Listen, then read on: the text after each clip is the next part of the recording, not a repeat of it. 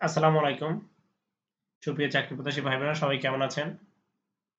Learn with ইমরানের পক্ষ থেকে স্বাগতম। আজকে আমরা দেখব বাংলাদেশ সরকারি কর্ম কমিশনের অফিস সহকারী কাম কম্পিউটার মুদ্রাক্ষরিক পদের কোশ্চেনের সমাধান, যে পরীক্ষাটি হয়েছিল 10-3-2024 সালে। সময় ছিল 90 মিনিট, পূর্ণমানও ছিল 90 মিনিট। আগেই বলে রাখি, যারা আমার চ্যানেলটা সাবস্ক্রাইব করেন অবশ্যই আমার চ্যানেলটা সাবস্ক্রাইব করে দিবেন। আমার চ্যানেলে চাকরির সম্পর্কিত অনেকগুলো ভিডিও আছে, চাকরির কোশ্চেনের অনেকগুলো সমাধান করা আছে, অবশ্যই আপনাদের হেল্প হবে। প্রথমে দেখি আমরা 1 নম্বরে কি বলছে। অর্থসহ বাক্য রচনা। অন্ধের যষ্টি একমাত্র অবলম্বন। অন্ধের যষ্টি অর্থ হচ্ছে একমাত্র অবলম্বন। কুয়োর ব্যাঙ সীমাবদ্ধ জ্ঞান।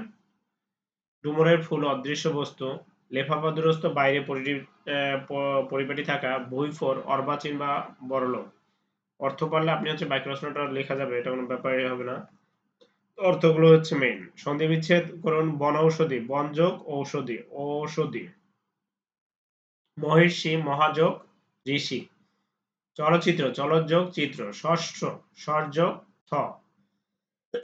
পুণ্য মিলন পুণ্য বিসর্গ যোগ মিলন। শব্দসমূহের অর্থ লিখুন। অনিষ্ট শব্দ অনিষ্ট মানে হচ্ছে অপকার, আর অনিষ্ঠ মানে হচ্ছে শ্রদ্ধাহীন। উদ্ধৃত মানে হচ্ছে আগ্রহী, আর উদ্ধৃত হচ্ছে মানে উগ্র। সকল এর শব্দ অর্থ হচ্ছে সমস্ত, আর তালবের সকল হচ্ছে মাছের আঁশ। তত্ত্ব এটা হচ্ছে মূল কথা, আর তথ্য এটা হচ্ছে সংবাদ। বিস্মিত এটা হচ্ছে আশ্চর্যজনিত হওয়া, আর বিস্তৃত এটা হচ্ছে প্রসারিত। তারপর কি বলছে, 3 দিনের নৈমিত্তিক ছুটির জন্য একটি আবেদন। এটা ওই যে হচ্ছে আপনার ক্লাস 5-এ যে পড়ছেন ওই ওই ধরনের ওই ক্যাটাগরির। নিচে জ্যোতিচিহ্নের সময়ের বাক্যে কি জন্য ব্যবহৃত হয়? হাইফেন। জ্যোতিষসমূহ বাক্য কি জন্য ব্যবহৃত হয়? হাইফেন কোন কাজে লাগে? দুই শব্দের সংযোগ বোঝাতে হাইফেন ব্যবহার হয়। উদ্ধরণ চিহ্ন বক্তার প্রত্যক্ষ উক্তি বোঝাতে ব্যবহৃত হয়। উদ্ধরণ চিহ্ন। ত্রিবিন্দু হচ্ছে বাক্যের কোনো অংশ বাদ দিতে চাইলে ত্রিবিন্দুর ব্যবহার করা হয়। কমা বাক্য পাঠকালে স্পষ্টতা বোঝানোর জন্য কমা বসে। প্রশ্ন চিহ্ন বাক্যে কোনো কিছু জিজ্ঞাসা করা হলে প্রশ্ন চিহ্ন ব্যবহৃত হয়। Transform the following sentence. You can not succeed if you do not work hard. Compound করতে বলছে। Work hard or you can not succeed. Neither Rahim nor his brothers are working hard. তাহলে এটা সিম্পল করতে হবে।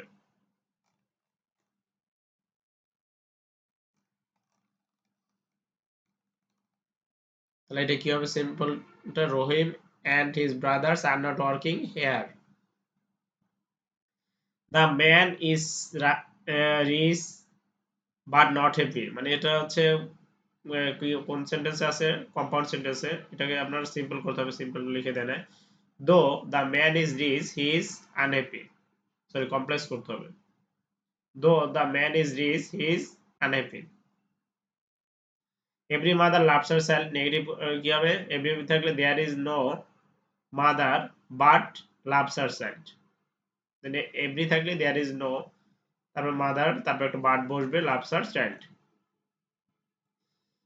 দে reached the station at 7 in the evening। তাহলে এটা কি হবে? ইন্টারেটিভ। রিচড আছে এর past tense. Didn't they reached এর প্রেজেন্ট ফর্ম বসবে reach the station at 7 PM in the evening। প্রশ্নবোধক চিহ্ন বসবে। Fill the following gap with right form of verbs. It often heavily rains in Bangladesh। হেভিলির পরে কি বসবে? রেইন এর rain না বসে রেইনস বসবে। Present independence. The train already dash when I reach the station. তাহলে এখানে কি হবে? Already had leaved. The train already had lived.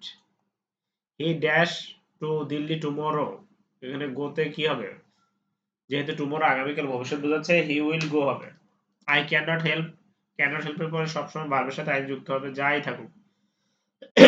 তাহলে লাফিং। I had the time I dash go। তাহলে এটা পাস্ট টেন্স আছে, তাহলে এটা পাস্ট টেন্স হবে I had the time I would go. Fill in the gap appropriate preposition. I could not know him dash first sight. I could not know him at first sight. I did it by mistake. এখানে সবসময় এই মিস্টেকে by বসবে। He retired on a small pension. He retired এর পরে on বসে। He is famous all of the world. সে বিখ্যাত সারা বিশ্বে। all of এর পরে এখানে all এর পর of বসবে। Do not live above your means. Do not live above your means. Translate the following sentence into English. শীঘ্রই বৃষ্টি আসবে. It will rain soon. এবার আমি পরীক্ষায় উত্তীর্ণ হয়েছি। I have passed the examination this time.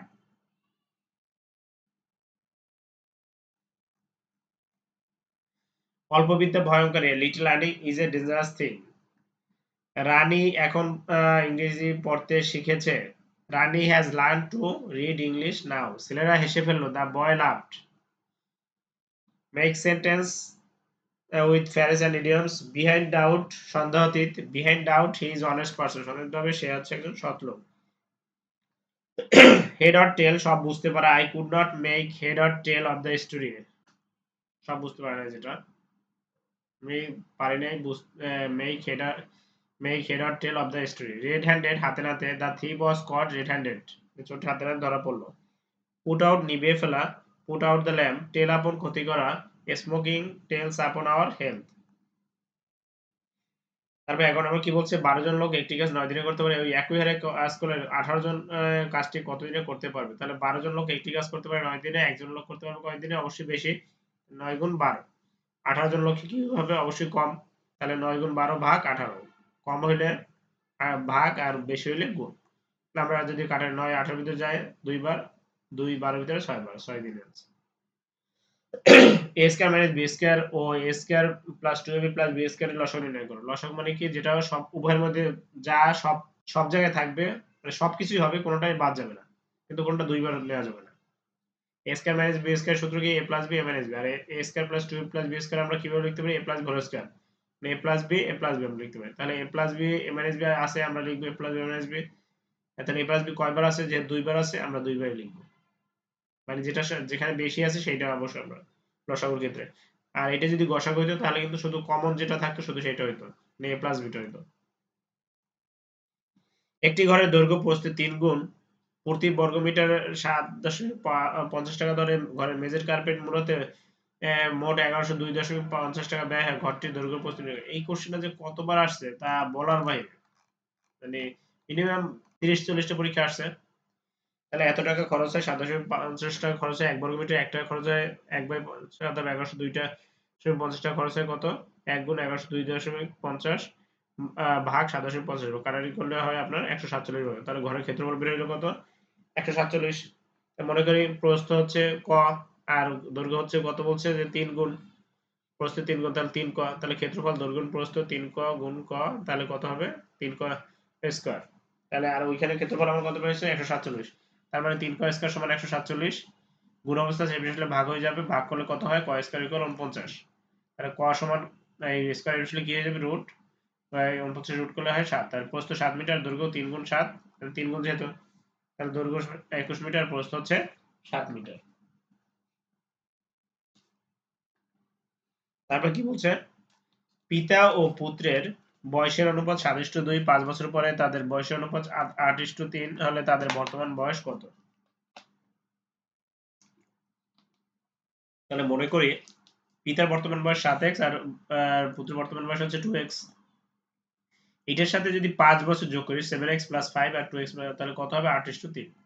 তাহলে 7x + 5 বাই 2x + 5 আর 8/3 যদি আর গুণ করি আমরা কত হবে? 3 7 21x আর 3 5 15 আর 16x + 40।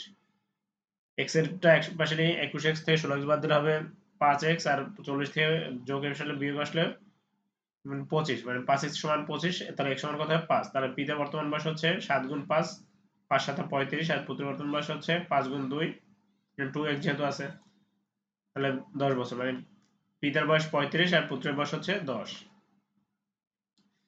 তারপর সাধারণ জ্ঞান কি বলছে? বাংলাদেশের প্রথম ভৌগোলিক নির্দেশক পণ্য হিসেবে নিবন্ধন পায় কোন পণ্য? জামদানি শাড়ি। বিপিএসসি এর আঞ্চলিক কার্যালয় কয়টি? 7টি। বিপিএসসি এর আঞ্চলিক কার্যালয়। পুনরূপ লিখুন। একনেকের পুনরূপ হচ্ছে executive committee of national economic council. GNP এর পুনরূপ হচ্ছে গ্রোস ন্যাশনাল প্রোডাক্ট।